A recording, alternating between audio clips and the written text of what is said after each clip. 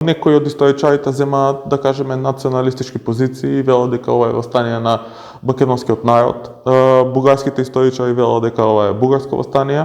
Редутите во Македонија се опеани, како што знаеме, многу во традиционалните песни се слават како победници над османлиите, но во суштина тоа се социјални бандити.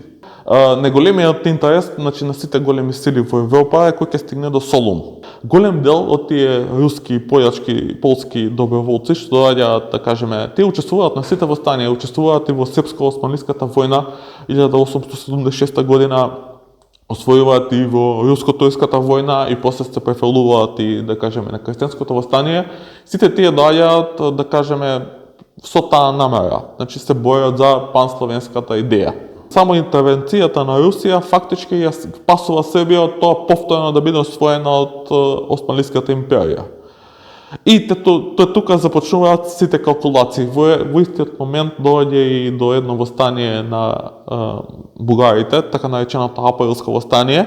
Особено тука е битно ситуацијата во Македонија, задушувањето на Илинденското востание и за така наречените мртвешки реформи, кога доаѓаат жандармите, реформаторите од Европа во Македонија, и започнува во тој период една таква голема, да кажеме, граѓанска војна во географска Македонија, каде што буквално сите се борат со сите. Значи имаме андарти, имаме четници, имаме верховисти, имаме чети на ВМРО над МОРО, имаме башибозујк османлиски, имаме албански банди. 1909 година постои еден обид за контрреволуција, нели, тоа е познатата епопеја кога Јане Сандански оди во Истанбул да се бори против контрреволуцијата. Тука имаше безбројни движења, се појавуваат анархисти, се појавуваат социјалисти.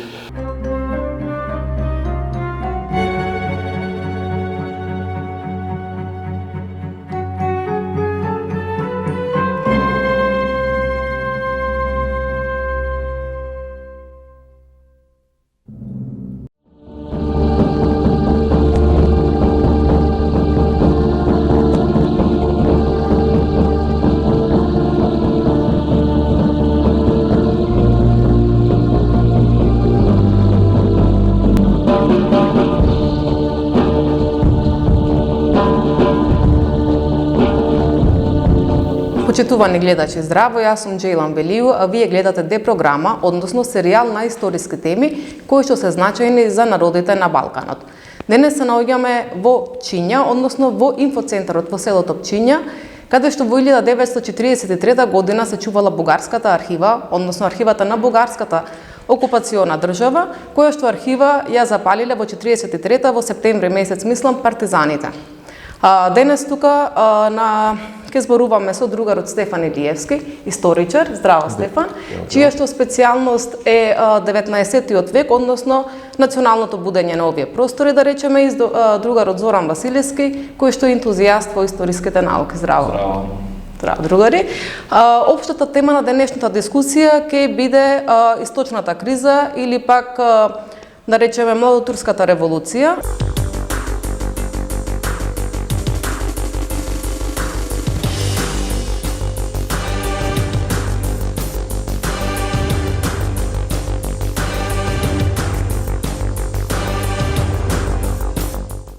За таа цел, првото прашање ќе го поставам на Стефан. Стефан, може малку да не воведеш во тој период на 18-тиот век и на почетокот на 19-тиот век, со какви предизвици се соочувала Отоманската империја и кои биле тука некои востанија од социјален карактер, востанија и буни, да речеме, кои што не се спомнуваат во официјалното образование. Значи, јас би почнал малку порано, бидејќи процесите во Османлиската империја започнуваат некаде околу 1600 година, значи тоа е на почетокот на 17-тиот век, кога доаѓа до нејзино постепено распаѓање, односно веќе се чувствува дека системот кој што тие триумфално, да кажеме, владеат со овој дел од Балканот, постои 2 века, веќе се гледа замореност во нивните освојувања и се чувствува некаква криза во османлискиот општествено-економски систем.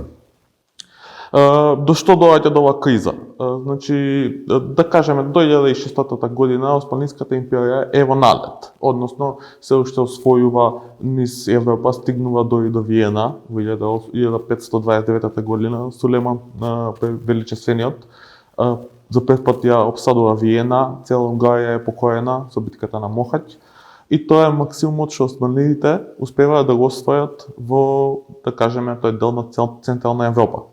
Но кога веќе запираат нивните освојачки походи, со тоа се губат и нивните приходи од освојувањето, бидејќи османлискиот тимаро-паспахиски систем функционира на таков начин, додека има експоненцијално зголемување на новоосвоените области, така расте и, да кажеме, богатството или се доделуваат нови спахилаци на спахиите, и кога во моментот кога овие освојувања запираат, тоа стопанство на некој начин доаѓа до застој, бидејќи немаат нови територии и со тоа немаат нови приходи.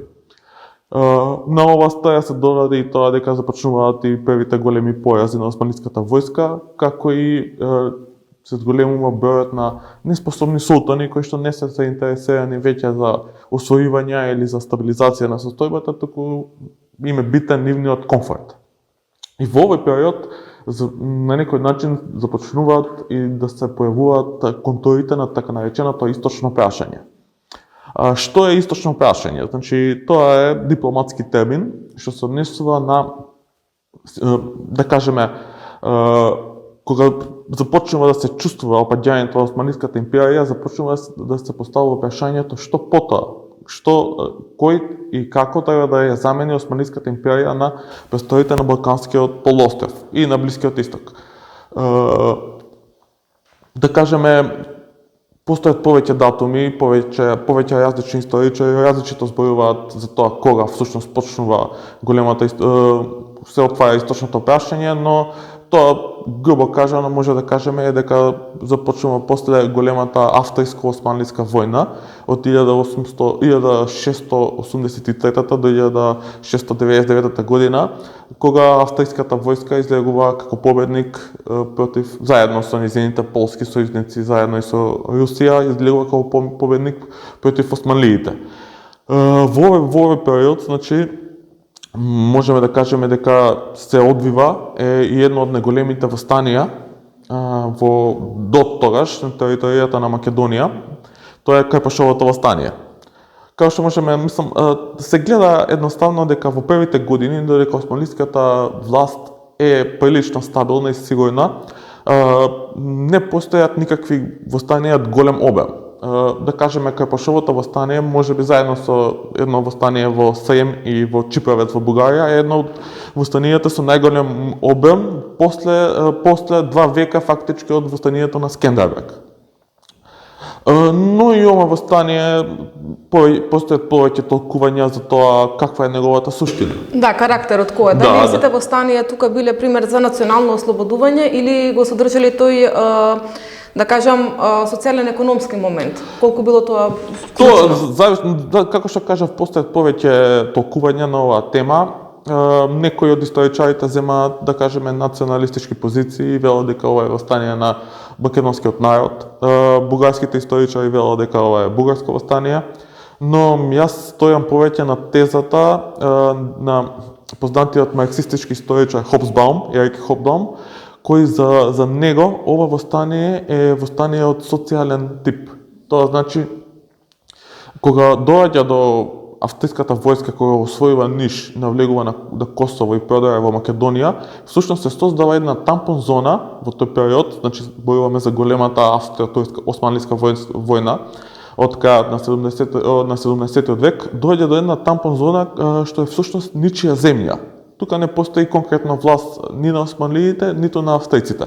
И во тоа, фактички Карпаш, како еден од крупните ајдути од тој период, ја зазема, да кажеме, има некаква формална, неформална управа на овие области, која што е за краток временски период уништена. Значи, востанието не трае повеќе од месец дена. Зошто социјален карактер? Зашто, да кажеме, тука е многу битно прашањето на ајдуштвото. Значи, ајдутите во Македонија се опеани, како што знаеме многу во традиционалните песни, се слават како победници над османлиите, но во суштина тоа се социјални бандити. Така ги именува и Ерик Хобсбаум. Што е социјален бандит? Тоа е, мислам, да ја погледнеме први топографијата и целата област кај што избувнало Карпашовото востание. Значи тоа се Кумановско, Паланешко, Скопско, значи место кај што неизменично се изменуваат и котлини и планини. Во планинските делови постои така наречена глад за земја. Тоа значи да кажеме, фамилиите тогаш биле многу бројни, ако едно или двете деца се занимавале со земјоделие, за останатите немало плодна земја, бидејќи тоа биле планини. Кој бил најдоходовниот бизнис, занимање со кој што тие се бавеле, тоа било ајдуштвото. И тука се гледа фактички тој социјален карактер на целото востание. Значи тоа востание е востание на да кажеме тоа население во тие области, но за жал востаниците никогаш не успеваат да создадат, да кажеме, некаква централна власт и нивното спротивставување на османлиите е неуспешно. Како се повлекуваат австриските војски, така османлиите постепено освојуваат од Кюстендил, Опаланка, Куманово, Скопје, каде што и Карпаш е убиен и избоден на каменот мост во Скопје.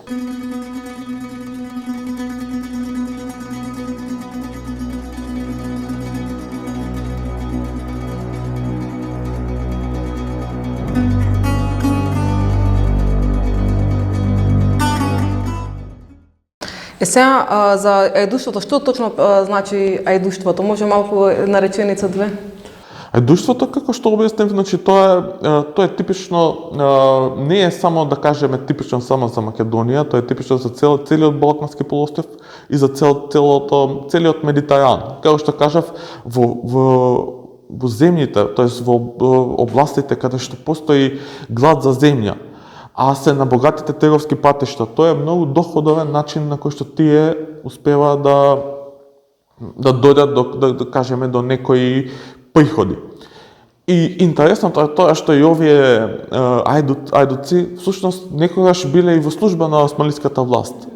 Да кажеме, тие биле мајтолози, една се бореле против ајдуците, па кога ќе, да кажеме, османлиите не им платиле за тоа што се бореле, ова население се светувало против нив. Тоа, значи, со денешен речник биле, да кажеме, некои локални бандити кои што имале контрола на некоја ограничена позиција и живееле во тешко достапни подрачја. И затоа е нели таа позната поговорка меѓу народот, што вели дека ајдутите излегуваат на Ѓурѓовден, значи кога е пролет, а на Митровден се повлекуваат кај нивните, кај луѓето што ги штитат. Значи балкански Робин Худовци, можеме да кажеме. Да. Уште ова ми се наметна, дали ајдутите биле само христијани или имало и муслимани што се занимавале со тоа, да речеме, во рамките на цела Отоманска империја? Како што ми е мене познато, тоа биле само христијани, бидејќи, да кажеме, условно, муслиманите имале некаква привилегирана положба во државата и тие тоа го правеле условно на легален начин, да кажеме, бегот, ако сакал да ги ограби саланите, одел и го правил тоа. И сега тоа не го правил од социјални причини, туку го правил за, да кажеме, материјално да се збогати. Така да, можно е да постоеле примери за ова, не сум запознаен, но знам дека имало жени ајдути, како Серма војвода, Румена војвода, кои биле исто така многу познати. И овие ајдути, например, во 19. век одиграле многу битна улога во голем број востанија, например во грчкото востание, во крстенското востание. Значи тоа биле такви. Иако, например, за време на Илинденското востание постои меѓу организацијата, постои известна недоверба кон нив, бидејќи тие биле често недисциплинирани. Тие не биле научени на, да кажеме, форматско војување, герилско војување, партизанско војување, туку своеглави, биле своеглави без никаква дисциплина и затоа, например, можеме често не спомените на нашите револуционери да видиме дека едноставно не се 100% сигурни во нивната намера и нивната искреност. Да. Ја имам само едно дополнително Ајде, прашање, слободно. инспирирано од досегашната дискусија. Ајдути не е логично, али буни некакви од ситен карактер кај муслиманското население, зашто сигурно класната поделеност ја имала и во рамките на тој Да. Значи корпус. имало восстанија кои што за жал да кажеме дека македонската историографија многу малку има посветено внимание на нив. Особено тие се чести, па можеме да кажеме дека фактички сите тие власт на беговите се една форма на восстанија, не е класично восстание против османлиската власт, али да кажеме некоја осамостојување. Значи и на албанските бегови во Тетово, и на да кажеме тие пашите во Видин, и на Али Паша Јанински. Но тоа е за привилегиите на владачката класа фактички. Па да, Не е за обичното местно население. Да. И например има едно восстание, често го дискутуваме, тоа е восстанието генерално на муслиманското и албанското население од северозападна Македонија, значи Гостивајско Тетовско. Тоа е восстанието од 1844 година на Дервиш цар. И тоа восстание е фактички резултат на незадоволството на ова население од, да кажеме, новиот просветителски европски курс на султаните во тој период. Голема централизација сигурно што сакале да наложат. Централизација, значи сакаат едноставно со превод даваат правата на христијаните. Значи со Ѓоханскиот хатишериф од 1839 година тие даваат големи права на христијаните и например ги имаат, да кажеме, сакаат населението од овие области да служи војска во Анадолија, во други места, а не во локалните. Значи против европските реформи му го даде. Фактички да, тоа е на некој начин конзервативно, бидејќи тоа е восстание на статус квото. Но е од голем обем и главната битка се одвива во Катлановско поле, Катлановско блато, каде што восстаниците губат и османлиите успеваат да го завршат восстанието. Но големи центри како Куманово, Скопје, Гостивај се под восстанички реакции. И например ако се читаат патописците од тој период, тие го зборуваат за тоа и го дефинираат како албанско восстание. А некој вака лик од тоа восстание предводник? Дервиш цар. Значи тоа бил некој службеник од Гостивај, бил Дервиш и тој е раководител на восстанието.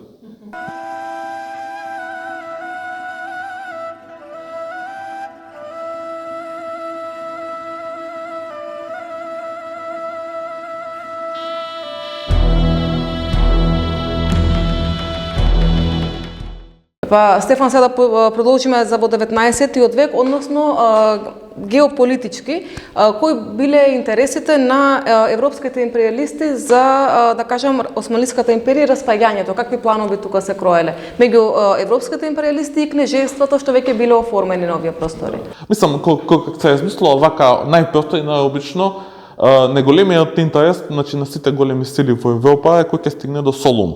Да кажеме, целиот 19 век за Русија е борба да се излезе на така наречените топли мориња. Таа Русија стигнува до Крим, ја зема Бесарабија, например, денешна Молдавија, но да кажеме ценото море е ограничено со Константинопол, тоа е со Истанбул. И нивната флота не може да излезе на Средоземното.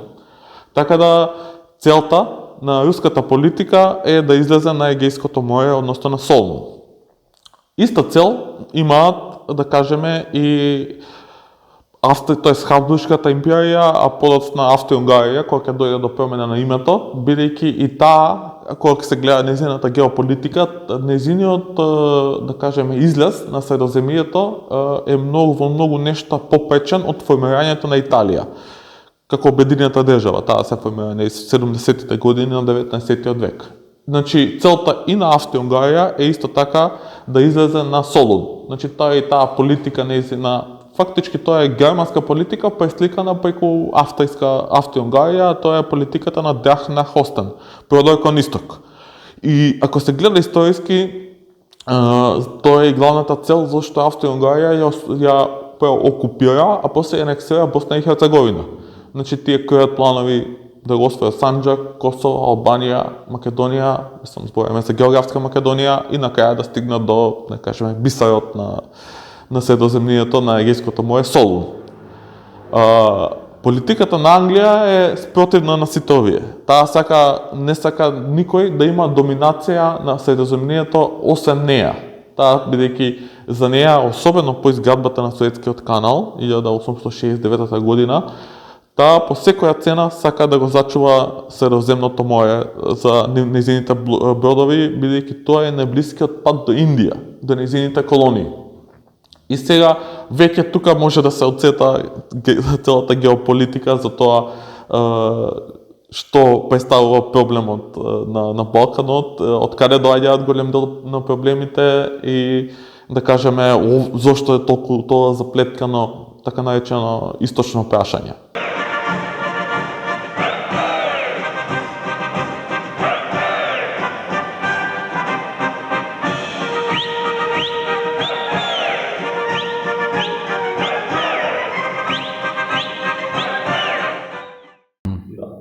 Ја тука имам едно прашање плюс.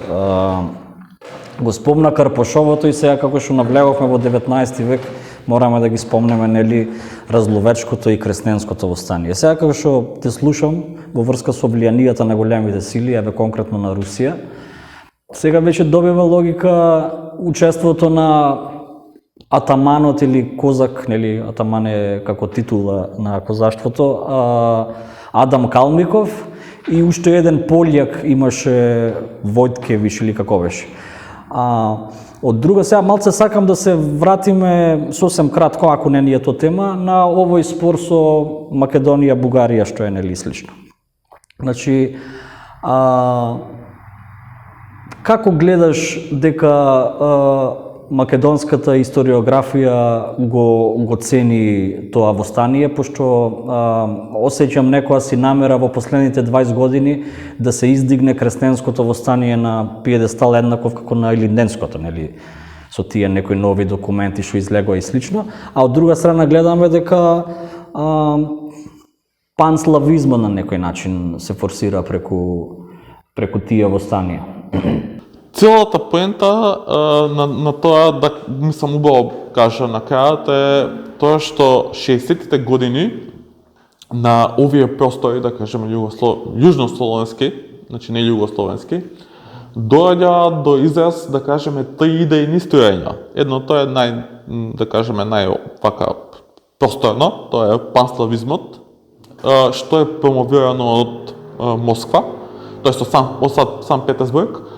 Тоа е движење што цели да ги обедини сите словенски држави во една, начело со Русија. Значи, да. И тоа е прилично доминантно во 60-тите години на 18-тиот век. А во која форма цели да ги... Значи, исто во формата на Руската империја, односно една голема словенска држава со империјален центар во Санкт Петербург. Другото е така нареченото југословенско, односно тоа е идејата и на Јори Штросмајер и на останатите, да кажеме, видни личности на илирското движење, кои што сонуваат создавање на една југословенска држава заедничка.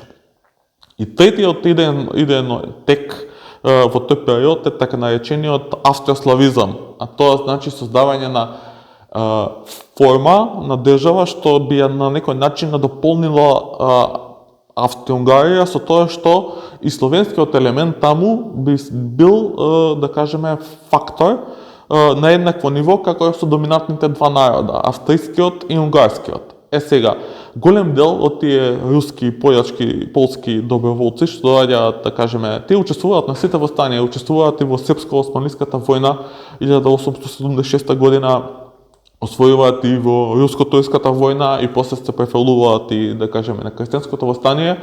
Сите тие доаѓаат, да кажеме, со таа намера, значи се борат за пансловенската идеја. Сега, целиот тој, да кажеме, период на големата источна криза од 1875 до 1878 година, иако некои нови истражувања го продолжуваат векот на терењето, бидејќи реално многу настани се случуваат и после Берлинскиот конгрес. Целата криза не завршува тогаш. Значи почнува со босансково Почнува со така наречената невестинска пушка, односно востанието во Босна и Херцеговина 1875 година. Кое восстание е од социјален карактер. Значи тоа е многу битно да се каже. Зошто од социјален карактер? Значи 1874 година доаѓа до голема суша во Османлиската империја, значи не само во Босна, туку и во Анадолија, да кажеме целиот Балкански полуостров. Луѓето, значи не може да соберат жито и кога наредната година доаѓа да се плати десетокот, да се платат доноците, тие немаат со што да платат. И доаѓа да кажеме поради тоа големо незадоволство кај населението, бидејќи централната власт притиска да добие, да кажеме, да плати данокот, додека населението нема со што да одговори.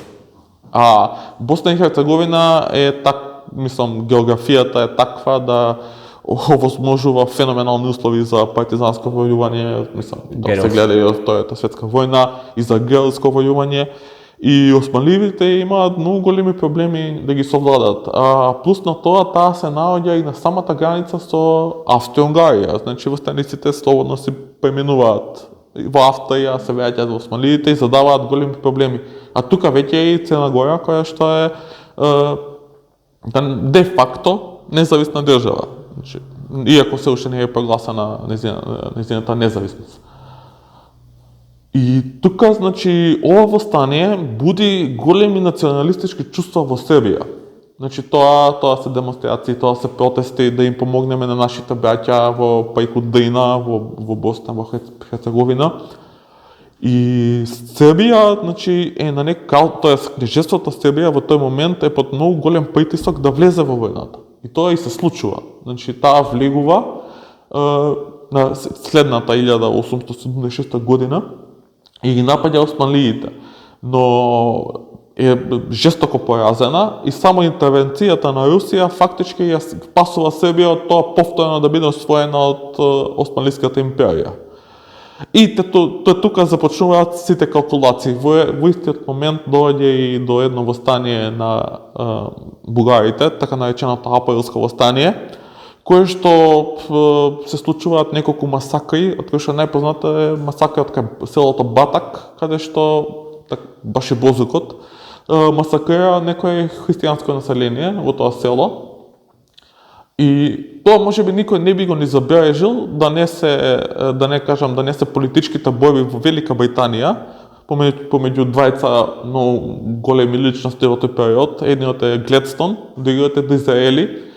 И тие се надпреваруваат дека, како може цивилизирана Европа, цивилизирана Британија да гледа на ужасите во што се случуваат во Бугарија. И фактички настан во некое село далечено во планините на Бугарија, што е, не знам, илјадници километри од Лондон, доаѓа до тоа да ја менува драстично англиската политика, британската политика. И сега големите сили се ставени пред предизвик. Мислиш во смисла да се откажат од зачувување на Османлиската империја статус квото? Тие не го менуваат нивниот став. Значи, тие го менуваат нивниот став уште после, да кажеме, 905-6 година, кога Германија навлегува на, да кажеме, на големи нозе во Османлиската империја, нели, со познатиот проект на првата Багдад-Белин. И тогаш тие го менуваат тој став и да 908 година тие заедно Русија и Англија, Британија се договараат во Ревал, денешен Талин во Естонија, да дадат автономија на Македонија. И сега одеднаш Англија е против, фактички е за менување на статус квотот.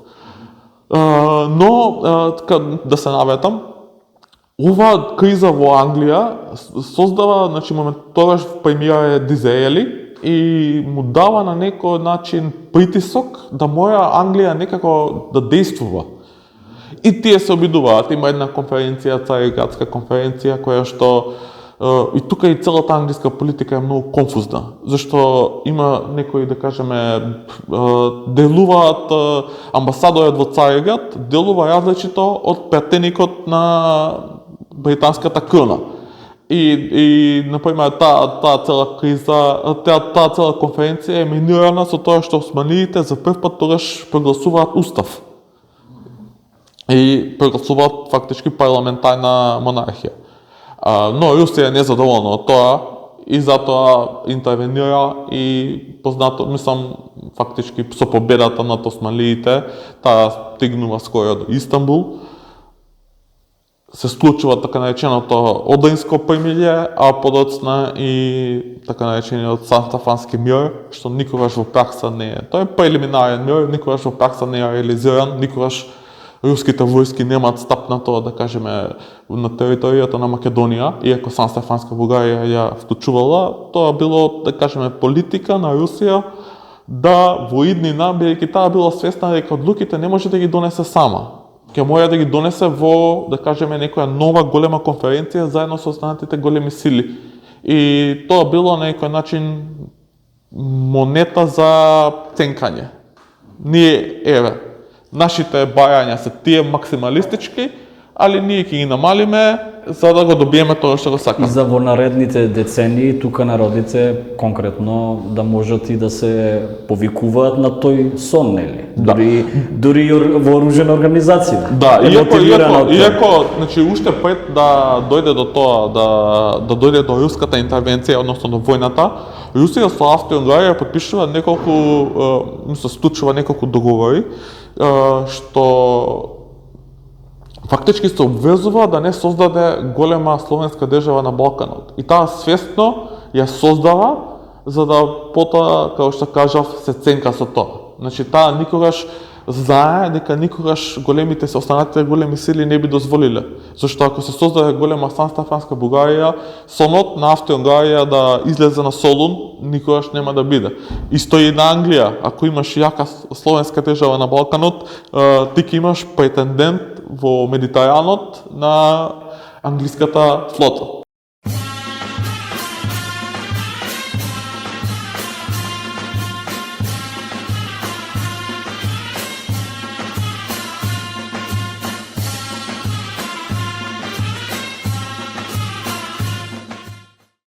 Се Зоран, едно трик прашање за тебе, за Ибрахим Темо, дали може да не кажеш кој е, кој што гимназијата во Струга го носи неговото име, па не знаеме кој е, за што се борел човекот, може малку да не воведеш. Јас заради национално определената историографија, се што знам е дека е албански национален деец, сигурно има заслуги околу азбуката, можеби. И она што знаме дека има некаква улога во Молдотурската револуција, ама толку. За тој период, она што сме го учеле во учебниците било за Нијазибек, нели, почетокот на бунтот во касарната. За Ибрахим Темо ништо, но дека бил еден од основачите на тој комитет за единство и напредок, и тоа го знам, но пак ќе кажам, деталите се во самите процеси на Молдотурската револуција. Така да ќе се навратиме на Стефан, да. Па 20-тиот век е век на републиканската идеја, да кажем, на создавањето на нациите, државите и слично, и на доаѓањето на тие идеи на овие простори. Па еве еден пресек да направиме зашто се борел Ибрахим Темо и зашто се борел Димитар Влахов. Дали може некој НЗС да се најде меѓу нивните борби или пак кои биле разликите? Значи, пак доаѓаме до тоа фамозно источно прашање. Како што сите биле свесни дека османлиската држава е веќе болниот на Босфорот, така и некои, да кажем, османлиски интелектуалци, особено тие што се школувале во Берлин, во Париз, и тие станувале свесни дека веќе Османлиското царство мора да се смени нешто, значи да дојде до некаква реформа, инаку тие ризикуваат да пропаднат. Значи, обиди за реформи во Османлиската империја има уште од почетокот на 19-тиот век. Тие започнуваат со султанот Селим III, после тука е Махмуд II, кој што нели ги укинува јаничарите 1826 година. Подоцна имаме прогласување на два битни документа. Едниот е Дилханскиот Хатиш Шериф, а другиот е Хати Хумајунот од 1856 година, кој што се даваат известни права на христијаните, пошто во тој период христијанското население било на некој начин во втора каков тој вид на граѓани. Значи, иако тие биле, да кажеме, население што христијаните биле население по книгата, а муслиманите ги почитувале сите, значи и христијаните и евреите, тие биле во тоја степена позиција и не можеле, например, да земаат некои битни државни функции, да бидат да учествуваат во војска. И како што кажав, значи така османлиските интелектуалци стапувале во контакт, гледале кои се револуционерните настани во Франција, донесувале, значи, француски офицери да прават реформи во војската. Бидејќи интересно е дека секоја реформа тука на Балканот државна почнувала во војската. И војската била таа што ги донесувала тие идеи за, да кажеме, тоа се случува француската револуција, пред Селим Трети. Значи тоа е Што се школувале да, и сите тие знаеле дека, например, кога дошле француските офицери во Османлиската империја, на османлиските офицери на војници им ги пренеле идеите за републиката, за братството, за единството, за слободата. Што има директна улога со младотурското движење, мислите? Има директна улога, бидејќи младотурската револуција е кулминација на еден процес на реформи во Османлиската империја што трае цел век.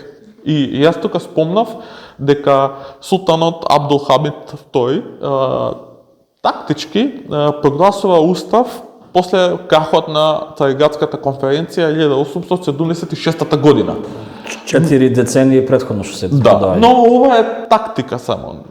Постои парламент, тој е свикан еднаш-два пати, устав има и тој е поништен. Тоа е тактика само да кажеме да се задоволи европската јавност. И подоцна пак се враќа на својот апсолутизам. Нели, тој е познат како крвавиот султан, бидејќи нели поради колежите во Арменија, во постанијата во Македонија. И ова група на интелектуалци што обстојува во емиграција, значи претежно се во Париз, во Франција, 1902 година го создава Комитетот за напредок и единство. Тоа се фактички така наречените младотурци. Бидејќи во 19 век е многу интересно како што постојат, да кажеме, хегелијанци, така постојат и младохегелијанци. Значи секој, например, има движење Млада Италија. Тоа се движења што за себе си се сметаат за прогресивни.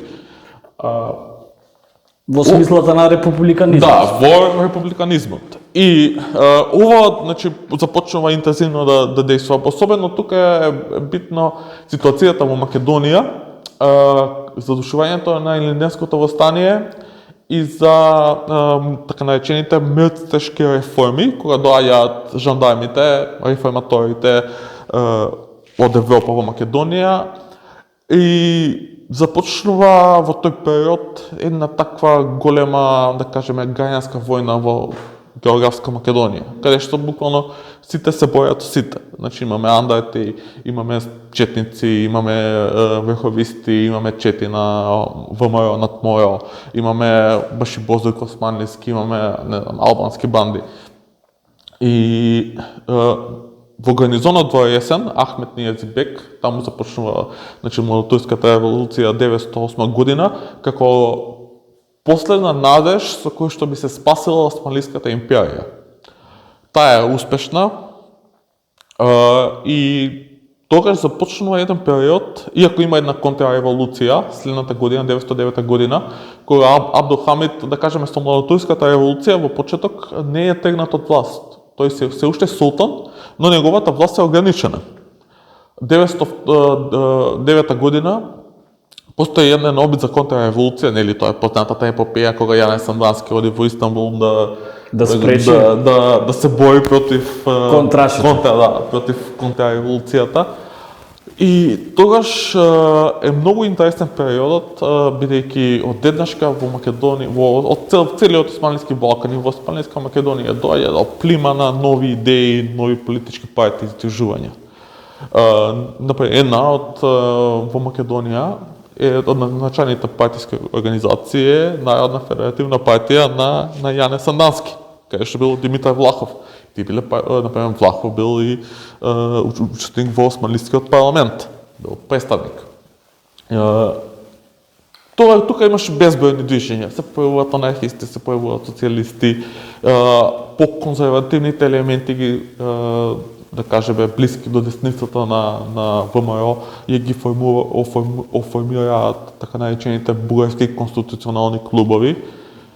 Но за демократијата е многу интересен период. Например, јас го споредувам често со 90-те години, после распадот на Југославија, од 20-тиот век, кога во Македонија на првите избори имаш 30-40 партии, имаш од секаква провиненција, бидејќи си имал, да кажеме, период каде што се било поттишнато, никаква политичка активност слободна не било дозволена и одеднашка имаш, да кажеме, слобода да го правиш тоа.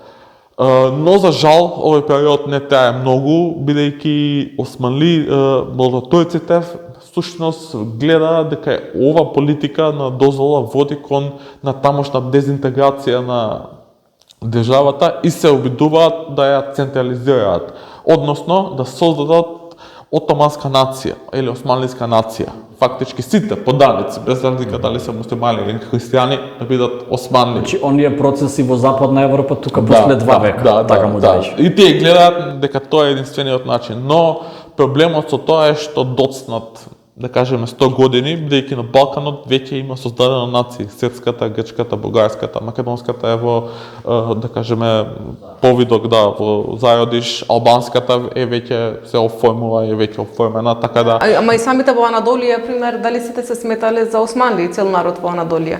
Не, дефинитивно не. И да кажеме, етничката слика тогаш сега не била иста. Голем дел од Анадолија бил населен со православно население, што зборувало турски јазик. Еден дел биле грчко население, еден дел биле курди, еден дел биле јарменци и еден дел биле Арапи. Арапи немало, толку биле турци, етнички. И сега муслимани. И сега, например, кога ги гледаме на денешните статистики етнички, гледаме дека во Турција населението скоро 90, али голем дел од Анадолија е чисто турско. Али тоа е население што, да кажеме, некогаш имало, например, и население што било муслимани, али што зборувале на грчки јазик. Секакви комбинации. Секакви комбинации. Затоа било, мислам, постои во патописната литература за Македонија една салата на запад се нарекувала Македонија, во Италија имам сретната. Да, бидејќи таа салата е фактички измешана од се и се што може, бидејќи така тие не прецепира нас како еден голем микс на луѓе, на религии, на све, на јазици. Види, побо буре зеленчук, неко буре барбус. И тука да се надовежам на Јана Сандански, значи неговата визија била, бидејќи со прогласувањето на, да кажеме, на хуријетот, тоест на слободата, на хуријетот, значи. Тогаш четите на санданските, така наречените санданисти, се спуштаат во градот, значи Сан Сандански, мислам дека во Неврко прави голем митинг пред 15.000 луѓе и вели ние готово се збратимуваме со младотојците, нашите непријатели, значи тоа се гледаше веќе диференцијација по, да кажеме, некои идеолошки карактеристики. Значи ние сме заедно со младотојците против остатоците на стариот режим. Го надмирале тоа верско што било претходно. Да. И се, например, таа партија се залага Македонија да се издвои како одделна федерална единица во рамките на Османлиската империја, заедно со Албанија, со Арменија. Значи Османлиската империја ја гледат понатака како една федерација, фактички. Да. Значи, во некоја, каде што, да кажеме, сите народи ќе имаат еднаквост. Но за жал оваа идеја не обстојува, како што кажав, нели, сите партии и движења се загушени и потоа доаѓа 911-та војна, кога започнува година, кога започнува прво војната со Италија, 912-та со Балканскиот сојуз и Балканските војни и овие идеи на младотојците едноставно во тој кратов, за секоја крупна промена во едно општество потребно е, да кажеме, еден голем временски период. Тоа се има еден француски историчар, тој ги нарекува процеси со долго траење. Например, ние живееме транзиција од социјализам кон капитализам веќе колку 35 години.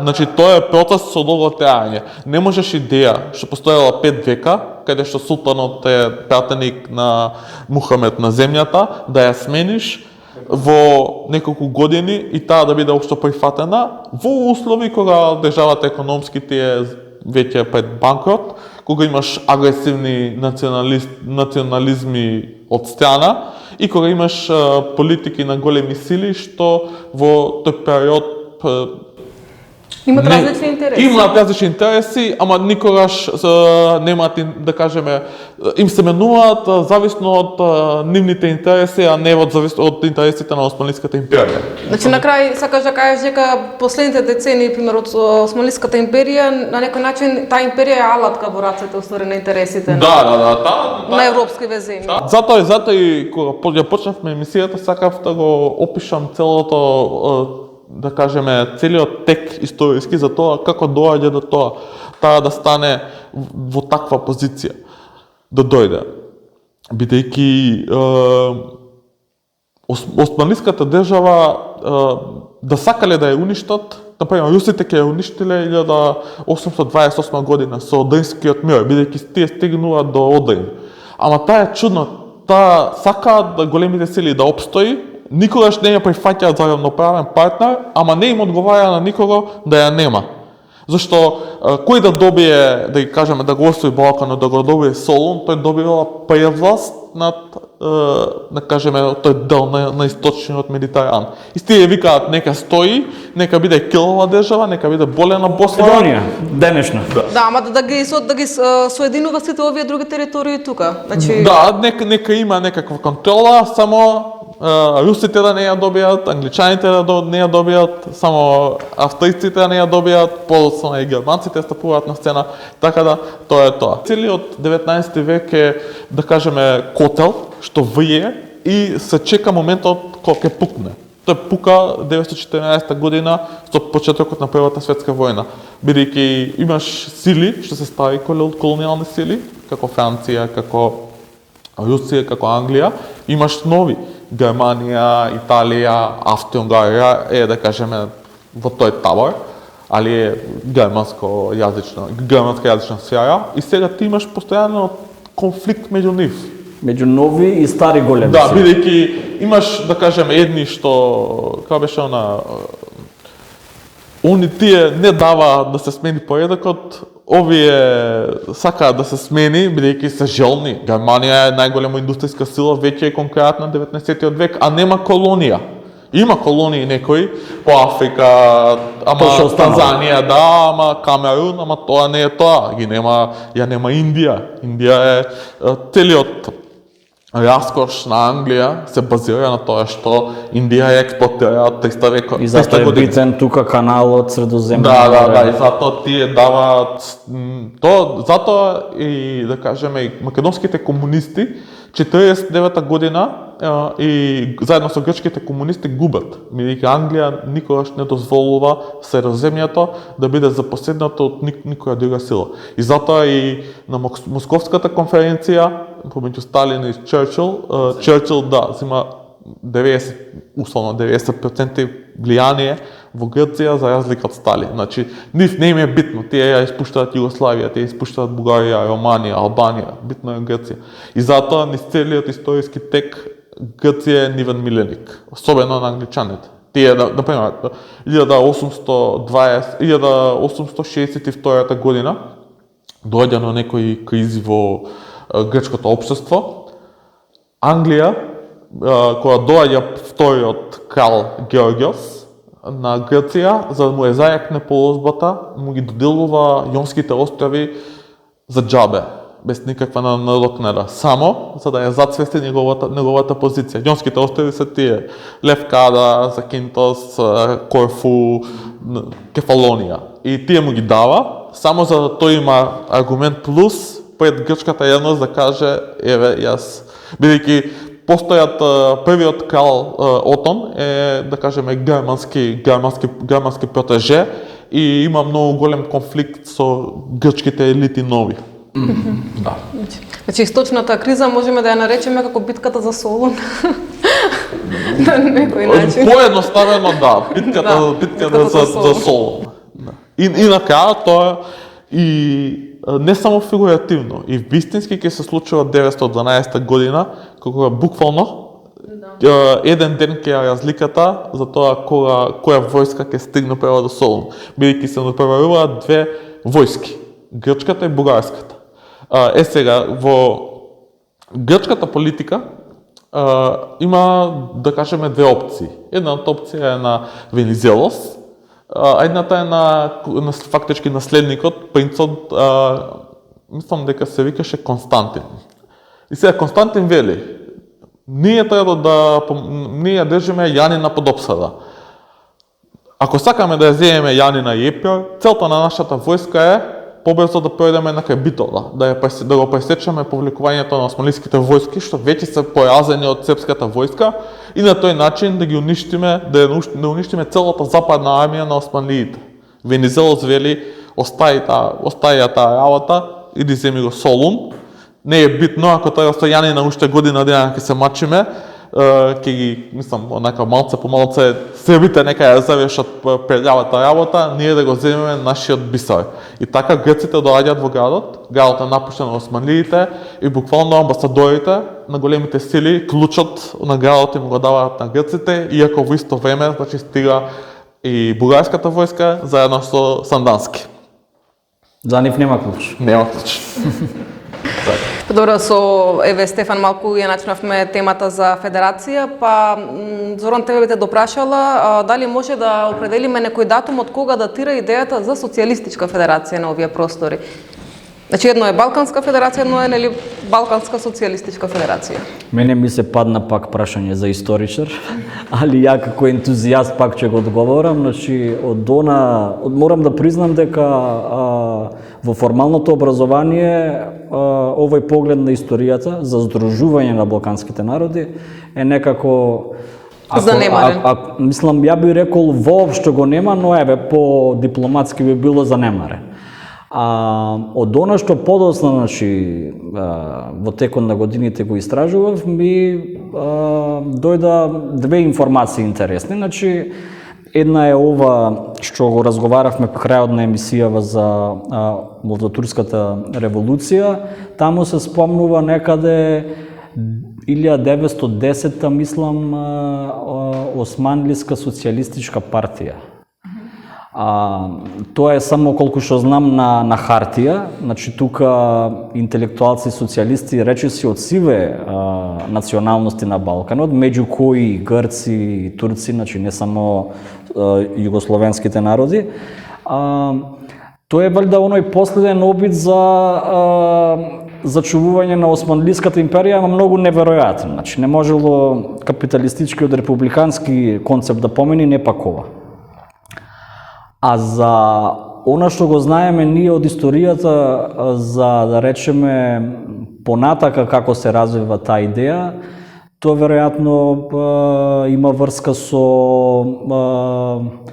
Васил Главинов, Роза, Илија Плавеви, али то би замолил другарите во следна емисија. Мислам дека за тоа треба посебна емисија да се направи. Па другари, тука би го завршила овој разговор, ако немате што да додатете дополнително. Не. Мислам дека мора следна емисија. Да. Добро, почитувани гледачи, ви благодариме на вниманието. За повеќе емисии следете на YouTube каналот Глас на идеи.